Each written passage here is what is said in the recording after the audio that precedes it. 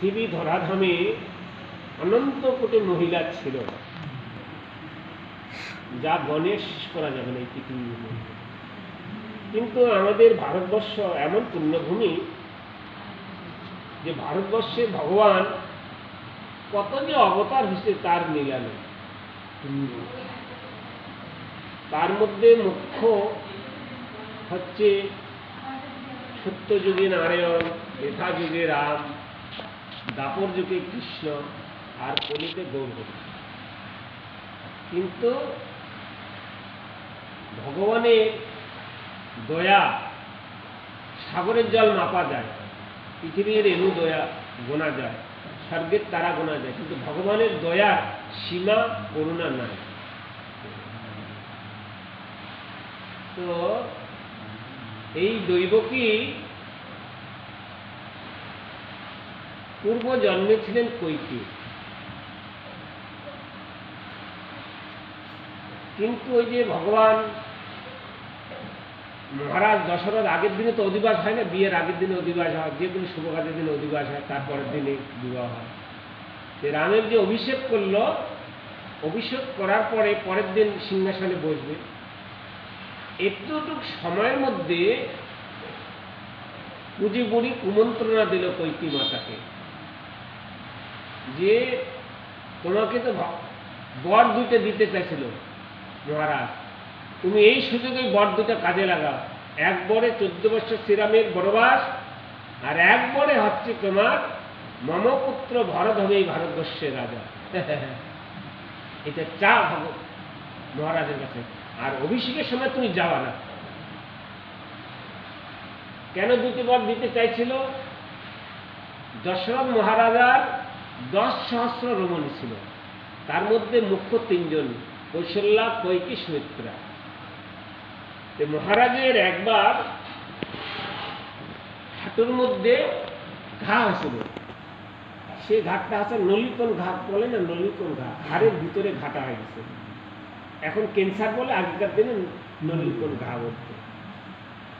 ওই ঘাটা কবিরাজ ঠাকুর বলল যে আগে তো এরকম স্প্রে মেশিনের কোনো ব্যবস্থা ছিল না, যে আপনার 10 সহস্র নারী যে কেউ মুখ দিয়ে চুমু দিয়া পুষ্টাকে বার করে ফেলে দিতে হবে, তাহলে আপনি আরোগ্য হবেন, আমি ওষুধ দিলে তাহলে আপনি ভালো হবেন।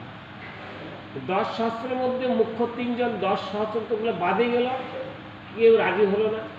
3 জনটার মধ্যে কৌশল্যা রাজি হলো না, সুমিত্রাও রাজি হলো না, একমাত্র কৈকেয়ী রাজি হলো যে আমি তোমার সেবা করব, এতে আমার প্রাণ যায় আর যাক। তো এরকম ওই ঘাড় মধ্যে মুখটা দিয়ে ঘায়ের যত ক্রুশ তাই না ফেলে দিত, ওয়াশ করে দিত, তারপর ওষুধ লাগাই দিত। তারপর মহারাজ ভালো হয়ে গেল, সুস্থ হয়ে গেল। মহারাজ বলছে তুমি যে কর্ম করলা, এই কর্মের জন্য তুমি যা চাবা আমার কাছে আমি তাই দেবো, বলো কি চাও।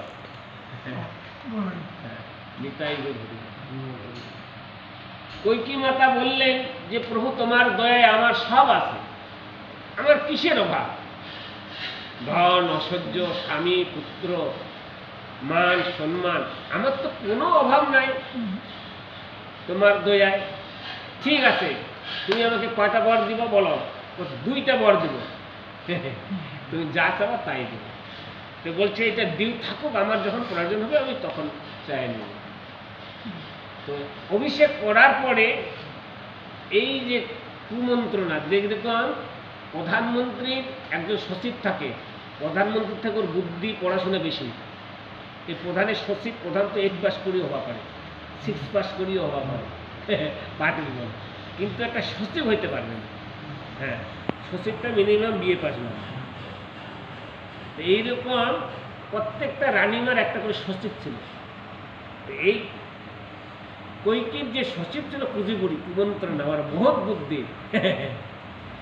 পুঁজি বুড়ি বলল যে রানীমা তুমি কি সারা জীবনে দাসী হয়ে থাকবা, তুমি মহারানী হবো না, তোমার এই সুযোগটা কাজে লাগাবো। বেশ তাই হলো। বলছে এই অধিবাসে তুমি যাওয়া না। অধিবাসে সব রানীরা গেছিল, সব রাজ্যের রাজা প্রজা সবাই গেছে অধিবাস দেখতে, কিন্তু কৈকেয়ী যায়নি। মহারাজ লক্ষ্য করলো যে কৈকেয়ী আসেনি। অভিষেক হওয়ার পরে মহারাজ একদম ডাইরেক্ট চলে গেল কৈকির ঘরে। কৈকির ঘরে সংবাদ চলে আসলো যে মহারাজ আসতেছে। ও কি করলো, জামা কাপড় খুলে গ্লাস পরে আর সায়াটা পরে গড়াগড়ি দিচ্ছে, থোবড়া হয়ে পড়ে আছে, অভিনয় দেখাচ্ছে। বলছে যে তোমার কি হয়েছে, তোমার কি অসুবিধা, কি দুঃখ বলো, আমি থাকতে। মালা টালা সব ছেড়ে দিছে, এইখানে মালা ওখানে মালা, শাখা সিঁদুর এই বেরিতে বিৎকার। মহারাজ ওকে কোলে তুলে বসাইল, কৈকিকে আদর যতটুকু করতে হয় স্বামী হিসেবে গুরু হিসেবে করলো। বলছে তুমি কি চাও বলো। বলছে তুমি কি আমাকে দিতে পারবা, তুমি তো সব কৌশল্যকে দিয়ে দিলা, কৈকিকে সুমিত্রাকে দিলা। বলছে না তা তো হয় নাই, আইনের বিধান আছে যে জ্যেষ্ঠ পুত্র হবে রাজা, তাই তো ওনাকে করা হলো। এটা পূর্বপুরুষ থেকে আমাদের নীতি। বলছে ঠিক আছে, তুমি যদি আমাকে ভালোবাসো, হ্যাঁ, তাহলে আমাকে বর দুটো এখন দাও। বলছে কি চাও বলো, পৃথিবীতে আমার কোনো সাধ্য নাই। হ্যাঁ, ও দেবরাজকে বান্ধে রাখে, যুদ্ধে পরাজিত করবে, এত সত্যি দশরথ মহারাজ। তো কি করলো যে ঠিক আছে, তুমি যদি বর দুইটা দিতে চাইছো, প্রথম বরে হচ্ছে মমপুত্র ভরত, এই ভারতবর্ষের রাজা হবে, আর দ্বিতীয় বরটি হচ্ছে 14 বছর বনবাস হবে শ্রীরামচন্দ্র। যে এই কথা শুনলো না, মহারাজের মাথার চক্কর দিয়ে ওখানে ধাস করে পড়ে গেল, গড়গড়াচ্ছে, তখন প্রাণ যায়নি। খবর চলে গেল চতুর্দিকে, হইহাল্লা উঠে গেল, মহারাজ অন্তিম হয়ে গেল। আর সে শুনল রাম। বলছে মা কি কারণ, কি ব্যাপার, কি মন্ত্রণা। বলছে এই দুইটা বর তোমার বাবা আমাকে দিতে চাইছে, তাই আজকে আমি দুইটা বর চাইলাম। কি বর চাইছে বলো মা। বলছে মমপুত্র ভরত হবে ভারতবর্ষের রাজা, আর দ্বিতীয় বরটা হচ্ছে শ্রীরামচন্দ্র 14 বছর বনবাস। বলে বেশ মা, তথাস্তু তাই হলো। আমার বাবার প্রতিশ্রুতি আমি রক্ষা করব, আমি যেহেতু পুত্র, পুত্রের কর্তব্য পিতার বাক্য পালন করা। তখন শ্রীরামচন্দ্র চলে গেল বনবাসে 14 বছরের জন্য। তো যেদিন 14 বছর কাদায় ফুটে আসলো, অনেক লীলা করলো না, পাষাণে পা দিল অহল্যা, পাষাণ হয়েছিল স্বামীর অভিশাপে, মুক্তি হয়ে গেল। বধিরের কাঠের তরি পা দিল, বধিরের কাঠের তরিতে সোনা হয়ে গেল। অনেক নীলা, এই নীলা বর্ণনা করা যায় না। যাই হোক, কৈকি শুনল যে রাম তো সাধারণ মানুষ নয়, স্বয়ং ভগবান, পূর্ণ ব্রহ্ম, নাহলে এত নীলা মানুষ শরীরে মানুষ করতে পারে না। রাবণ এত দুর্জয়বীর, ওনাকে বধ করলো, সাধারণ ব্যাপার। যাই হোক, এবার শ্রীরামচন্দ্র যখন চলে আসলো গৃহে, অযোধ্যায় ফিরা, তখন ষষ্ঠাঙ্গে প্রণাম করছিল কৈকি, হাত দুইটা ধরে ভগবান উঠেছে। বলছে মা, তুমি আমার কৌশল্যা যেমন, তুমিও তেমন, সুমিত্রাও তেমন, তোমরা আমার তিনজনের জননী প্রাণ। মা, তোমার এই দৃশ্য তোমার অনুচিত, তোমার এই কর্ম করা অনুচিত, তোমার আমি ছেলে হই, পুত্র হই, তুমি আমাকে আশীর্বাদ দিবা। বলছে না রাম, তুমি সাধারণ ছেলে নাও, আমার তোমার রূপ গুণ ব্রহ্মা বর্ণনা করতে পারে না, শিব 5 মুখে বর্ণনা করতে পারে না। বেটা, আমি যে অপরাধ করছি, তোমাকে যে দুঃখ দিছি, এর জন্য আমি খুব ব্যথিত, খুব দুঃখিত। এই বর দুটি চাওয়ার জন্য তোমার বাবার অকাল মৃত্যু হলো, এর দায় আমি। কেননা তোমার বাবার আবার 21,000 বছর আয়ু ছিল, কিন্তু আমার এই কথাতে উনি বিদ্যমান হয়ে অকালে মৃত্যুবরণ করল। এর জন্য আমি খুব অপরাধী বাবা, তুমি আমাকে ক্ষমা করে দাও।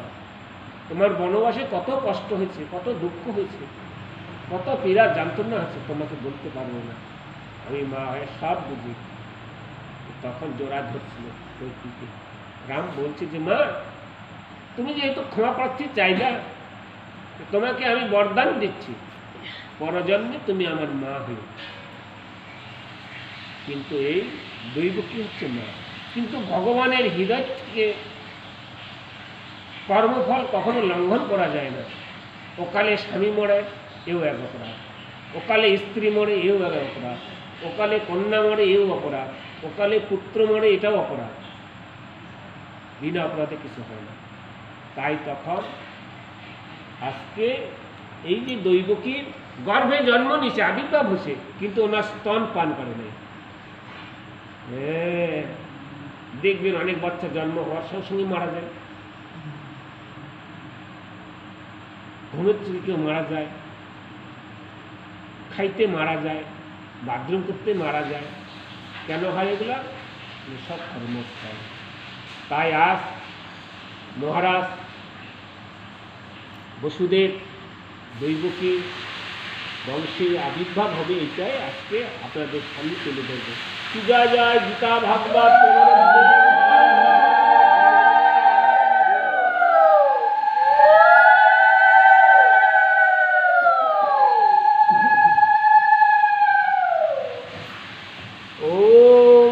ভগবতে বাসুদেবায় নম। গো ব্রহ্মণায় হিতায় জগদ্ধিতায় কৃষ্ণায় গোবিন্দায় নম নম। গো গোপী অবতারং গোপী পূর্ণ মনোরথম। অষ্টম বিনাশ রাম কৃষ্ণ নমস্তে। মানে অষ্টম গর্ভে ইনি আবির্ভাব হবে, মানে 8 বারে যায়। অষ্টম মানে 8।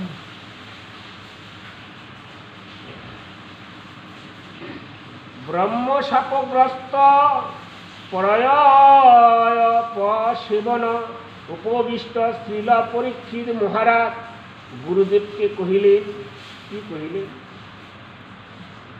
মুক্তিকামী মানবগণ, যাহাকে সংসারের নিবারণে একমাত্র উপায় বলিয়া আশ্রয় করিলেন, যাহার কথা শ্রবণে বিশেষজ্ঞ ব্যক্তিগণে কর্ণ শীতল হয়, অন্তরে প্রভুত্ব আনন্দে সঞ্চার হয়, সেই ভগবান শ্রীকৃষ্ণের নাম রূপ গুণ লীলাকথা শ্রবণ করিতে আমি অতিশয় উৎকণ্ঠিত। হে গুরু, আপনি আমাদিগের প্রতি কৃপা করিয়া তাহা সবিস্তারে কীর্তন করুন। মানে ভগবানের যে রূপ, এই যে আমরা যে কোনো মঠ মন্দির গেলে যে ঠাকুরকে দর্শন করি, কেন করি? দর্শন, পর্শন, শ্রবণ, ঘ্রাণ, প্রত্যেকের এক একটা গুণ আছে। কিরকম? ব্রহ্মার 4টা মুখ বলি না আমরা, এই 4টা মুখ গুণ কি? এক একটা মুখের এক একটা গুণ। নববিধা ভক্তি যার যত শক্তি। 9টা ভক্তির মধ্যে তুমি যে কোনো একটা ভক্তি লাভ করলে ভগবানের সান্নিধ্যে তুমি চাইতে পারবে। যেমন শ্রবণ করিয়া ভগবানকে লাভ করলেন মহারাজ পরীক্ষিত।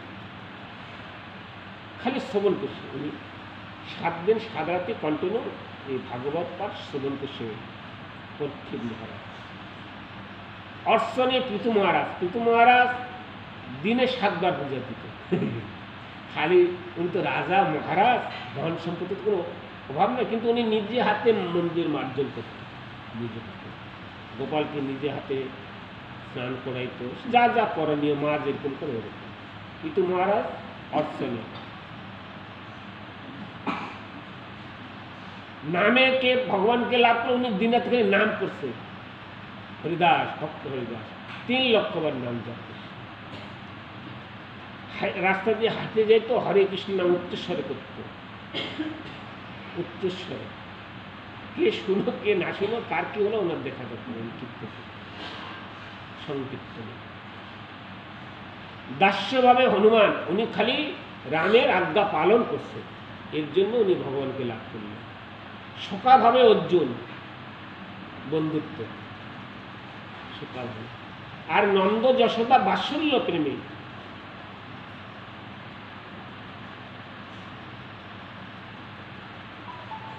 এই যে 9টা ভক্তি, 9 রকম গুণ, কিন্তু তার মধ্যে উত্তম হচ্ছে নাম সংকীর্তন।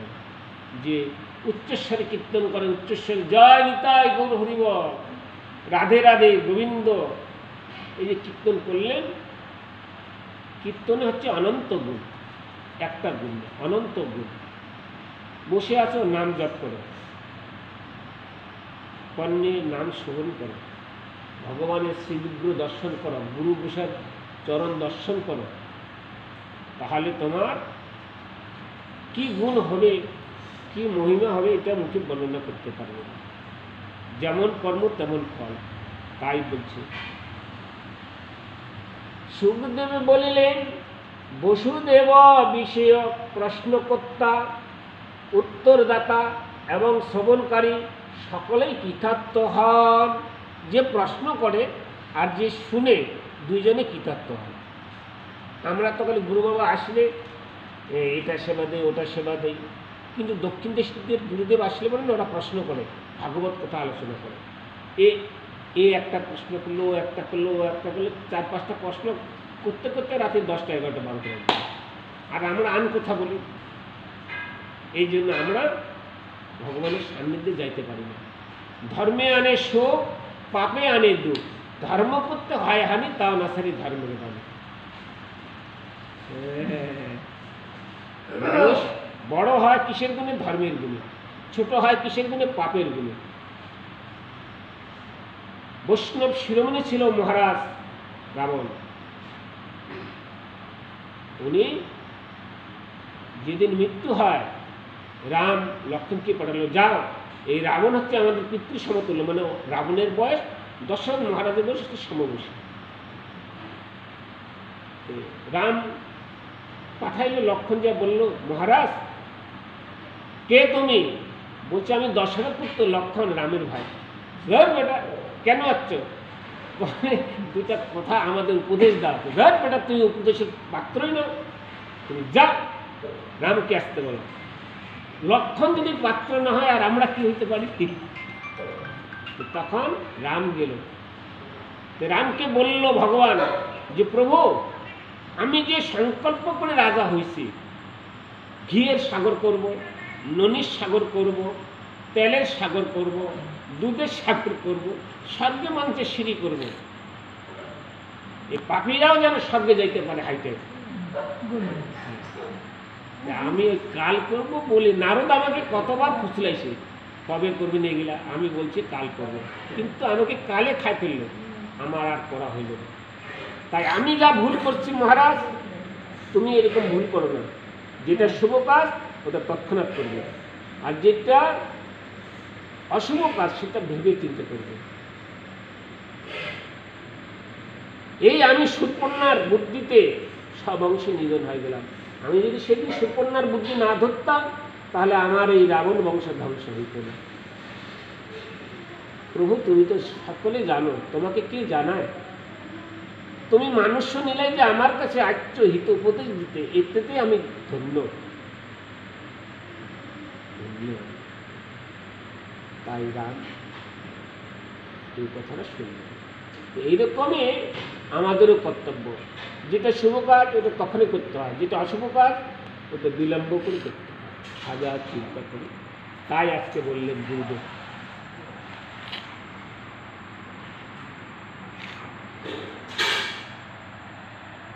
কি বলছে? শাস্ত্র লঙ্ঘনকারী, রাজবেশধারী দৈত্যগণের এবং তাহাদের অসংখ্য সৈন্য সামন্তের ভারে অপীড়িত পৃথিবী ছিন্ন দেহে গো রূপ ধারণ করিয়া রোদন করিতে করিতে ব্রাহ্মণের নিকট নিজ দুঃখের কথা বলিলেন। পিতামহ ব্রহ্মা মহাদেব এবং ইন্দ্র আদি গণের সহিত ক্ষীরসাগরের তীরে গমন করিয়া একাগ্র চিত্তে বিষ্ণু স্তব করিতে লাগিলেন। তখন আকাশবাণী হইল, হে দেবগণ, আমি পৃথিবীর ভার হরণ করিবার জন্য মথুরা মণ্ডলে বসুদেবের গৃহে দেবকীর পুত্র রূপে জন্মগ্রহণ করিব।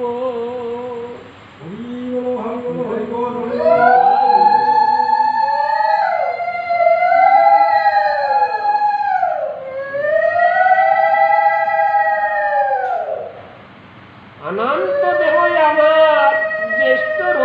বলরাম নামে আবির্ভূত হইবে এবং তোমরা সকলে যদু বংশ এবং যাদবগণের আত্মীয় বংশে জন্মগ্রহণ করিয়া আমরা মেলায় সহায়ককারী হইবে। দেবদেবীকে বললেন, দৈববাণী হয়ে বিষ্ণু যে আমার এই যদুবংশ বলে তোমরা জন্ম নাও, সমস্ত দেবতাগুলো এক এক রূপে জন্মগ্রহণ করা আমার, তাহলে এই বংশ ধ্বংস। তাহলে এখন এই যে মতন কংসের মতন রাজত্ব চলতেছে, নারীর উপর অত্যাচার, নিপীড়ন, এই যে আজকে কলকাতায় দেখাচ্ছে কত মানে মারপিট, ভেলাচাল, কত পুলিশ জখম আছে, মাথা ফাটি যাচ্ছে পুলিশের, কত দুঃখ পাচ্ছে, চাকরি করির জন্য কতজন মরি গেছে। এগুলা কি দেশের? হ্যাঁ, কি যে হবে, কি যুদ্ধ লেগেছে। তাই যাদবরাজ সুরসেনের পুত্র বসুদেব মথুরায় রাজা উগ্রসেনের ভাতা দেবকের কনিষ্ঠ কন্যা দেবকীকে বিবাহ করিয়া নিজ গৃহে যাইবার জন্য রথে আহরণ করিলেন। উগ্রসেনের পুত্র কংস দেবকীর প্রীতি বিধানের জন্য সেই রথে সারথি হইলেন। পথে যাইতে যাইতে সহসা আকাশবাণী হইল, ওরে মূর্খ অবধ কংস, যাহাকে তুমি রথে করিয়া প্রতিগৃহে লইয়া যাইতেছ সেই দেবকীর অষ্টম গর্ভের সন্তান, তোমার প্রাণ হত্যা হইবে। জয় নিতাই গৌর।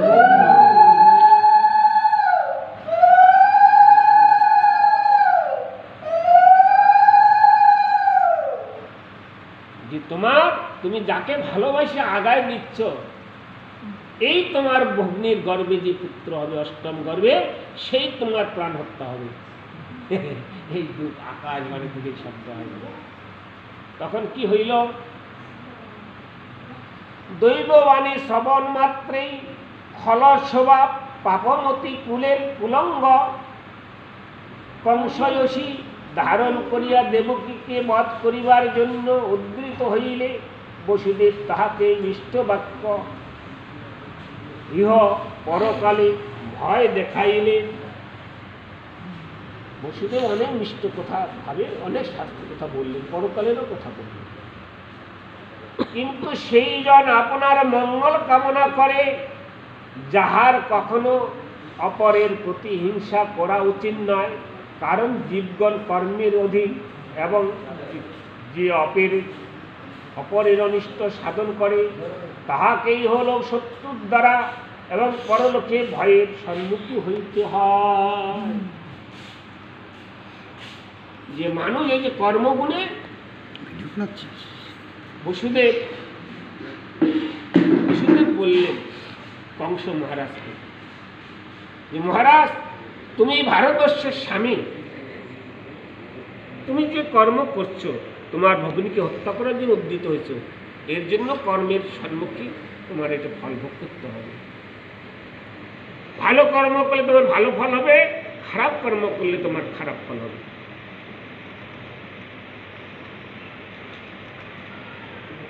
এইভাবে বসুদেব কংসকে প্রশংসা আদি সম্মানিত এবং পারত্রিক ভয় প্রদর্শনী ভেদ নীতি প্রয়োগ করিয়া বহুভাবে বুঝাইবার চেষ্টা করিলেন। তথাপি ক্ষুরমতি কংস ভগ্নী দেবকীকে নিধন সংকল্প হইতে কোনো মতে নিবৃত্তি হইল না। কিন্তু প্রতিজ্ঞা, আমি দেবকীকে হত্যা করবই, কিছুভাবেই কংস বুঝতেছিল। তাই আজকে কি বলছি, তখন সত্যবাদী বসুদেব কংসের সম্মুখে প্রতিজ্ঞা করিলেন, দেবকীর গর্ভজাত পুত্রগুলি তোমার হস্তে অর্পণ করিব। বসুদেবের পরম সত্যবাদী জানিয়া কংস ভগ্নীকে হত্যা করিল না। যে তোমার অষ্টম গর্ভের তো তোমার ভয় মহারাজ, তা আমার যতগুলো পুত্র হবে দেবকীর গর্ভে, সমস্ত পুত্র তোমার হস্তে অর্পণ করব। তবু তুমি নারী হত্যা করো না। নারী হত্যা মহাপাপ, পাপের শিরোমণি। যেরকম দুগ্ধের মধ্যে টক দিলে দুধটা নষ্ট হয়ে যায়, মনুষ্য যে কোনো মানুষ কোনো নারী জাতিকে যদি হত্যা করে সেই পাপের নিষ্কৃতি নাই, সে 84 লক্ষ দিনে আবার ভ্রমণ করবে, কত বহুকাল যুগ ধরে ঘুরতে থাকবে, রিটার্ন আর আসতে পারবে না মানুষ কোনো।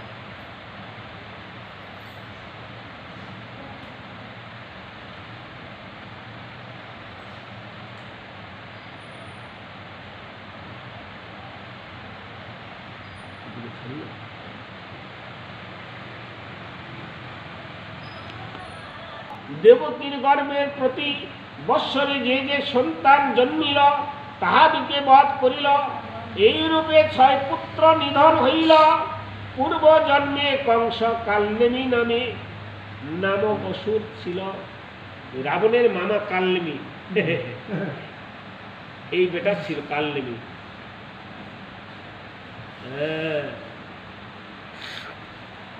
ভগবান তাহাকে বধ করিলেন। এই কথা নারদের নিকট শুনিয়া কংস যাদবগণের সহিত মহাশত্রুতা আরম্ভ করিল এবং নিজ পিতা উগ্রসেনকে কারারুদ্ধ করিলেন। নিজের বাবাকে কারাগারে বাস করেন। সিংহাসন তুই দিবি না? হে রাজন অনন্তর, শ্রী ভগবান অংশভূত শেষনাগ যিনি অনন্ত নামে অভিভূত দেবকী সপ্তম গর্ভে প্রবেশ করিলেন, তখন শ্রীকৃষ্ণের আদেশে যোগমায়া পৃথিবীতে গমন করিয়া দেবকীর গর্ভ নন্দালয়ে স্থিত বসুদেবের পত্নী রোহিণী গর্ভে স্থাপন করিলেন। তখন